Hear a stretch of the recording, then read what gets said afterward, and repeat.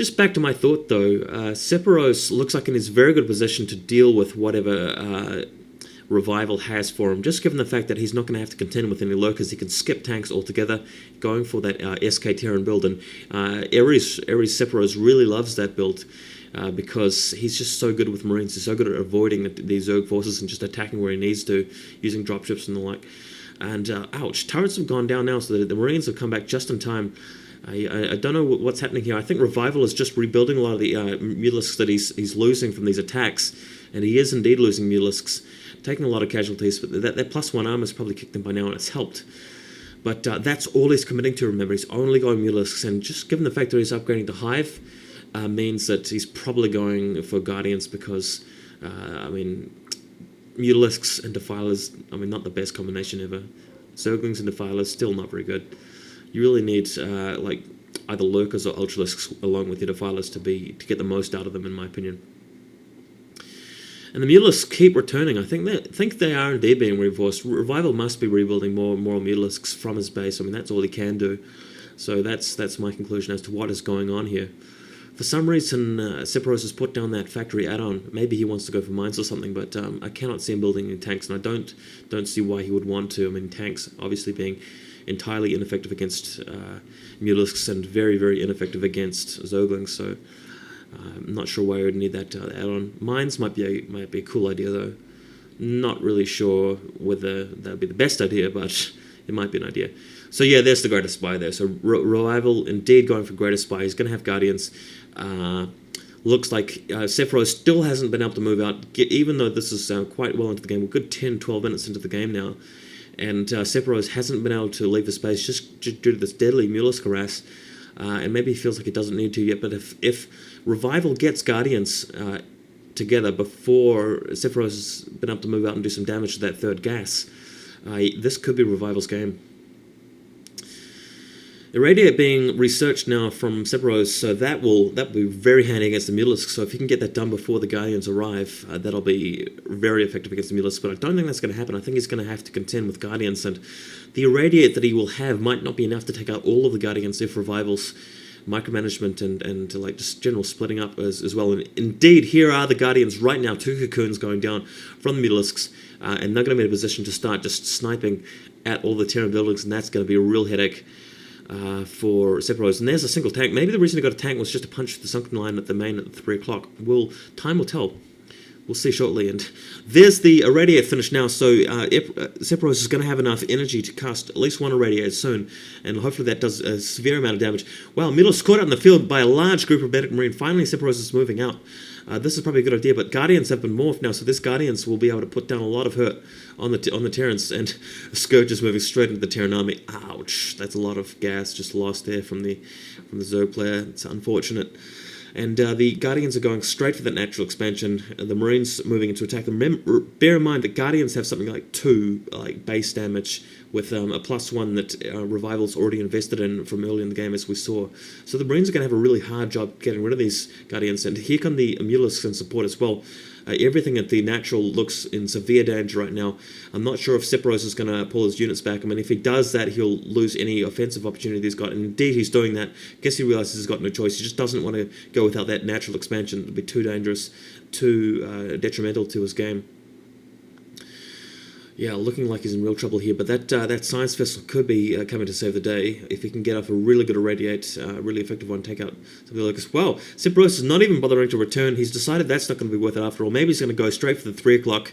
He could definitely inflict a lot of damage there, and there's a Wraith. Finally, we've got a Wraith, and luckily sEpIrOsE managed to take out all the Scourges earlier, so it's going to be a while before Revival can bring any Scourges in.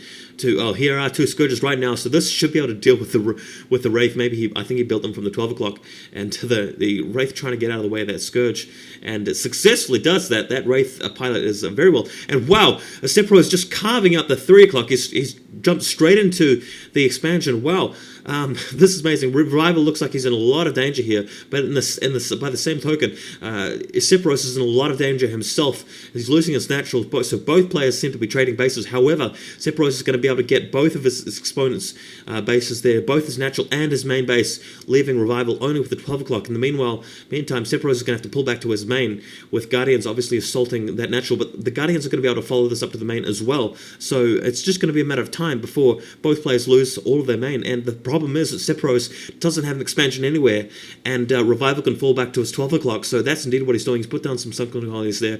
This could be bad for sEpIrOsE because he could lose all of his buildings if those Guardians get too decisive. Then there's the hive going down, but it's not going to matter. It's going to matter, but I mean, it's not really a game win. I mean, usually if you're taking out a Zerg player's hive, that's it. But in this game, both players are under severe assault here. This is turning out to be a real nail biter. Edge of your seat stuff, guys. I know I'm on the edge of mine. Guardians really just ripping everything up. That command center has cleverly been lifted off. Looks like sEpIrOsE is moving back to the natural just to mop up any of the remains of the Zerg buildings. And yeah, he's successfully wiped out all the Zerg tech, but he's really whittled down his army, and I don't think there's enough medics and marines to take out the 12 o'clock. So Revival's going to be left with one base, and unfortunately, sEpIrOsE is left with the pressure of his entire base being eradicated, and that's going to be disastrous. It'll be a game-losing situation for sure. And he's built about 4 or 5 wraiths, so let's have a look at his wraith micro. He's just moving in, taking some hit-and-runs attack. Unfortunately, Revival's got a lot of devours. However, due to sEpIrOsE's large ground force, he might be able to slowly pick this off. And good wraith micro here, just knocking out, getting kills where he can.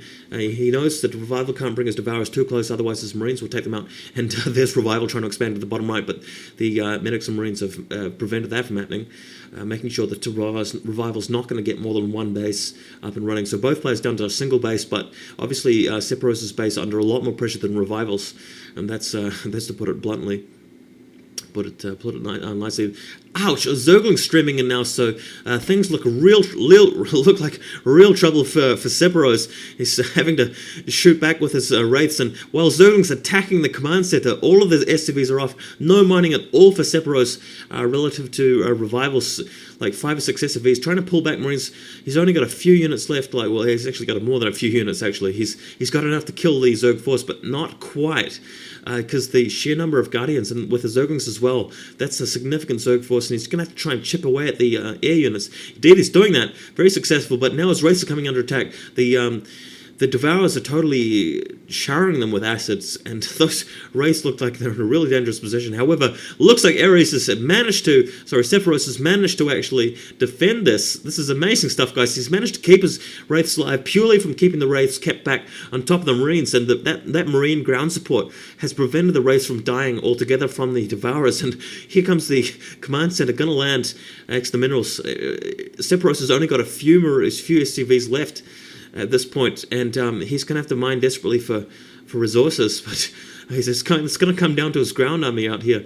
I don't know if Revival's got much resources to morph back into Guardians, but he's going to need them. Amazing play. This is just a crazy situation.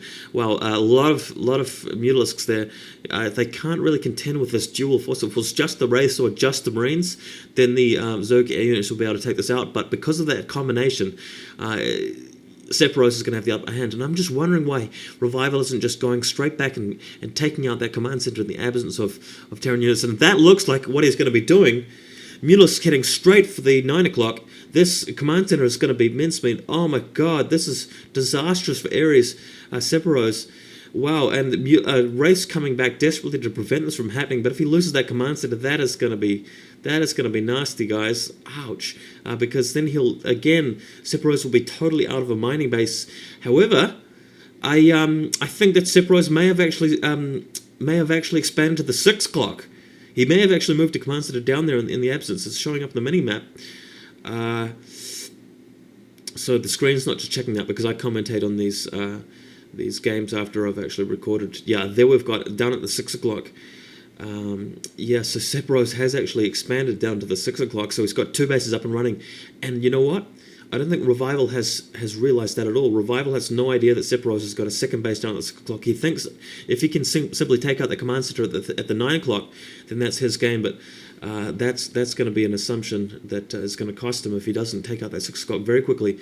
And now we're just sniping at the Terran buildings. Oof. Very, very close game, very tight stuff here. And the Mutalisks, they're going to spot the 6 o'clock. Looks like they're almost in range. As you can see, that black line there. Oh my god, he didn't even spot it. That would have been so disastrous if he'd gone in there and wiped out all the SCVs, because basically sEpIrOsE would not have been able to do anything. I don't even think he's got like cloaking upgraded for his wraiths, so that's one other way that he can't defend. And sEpIrOsE just using his wraiths very constructively to get rid of these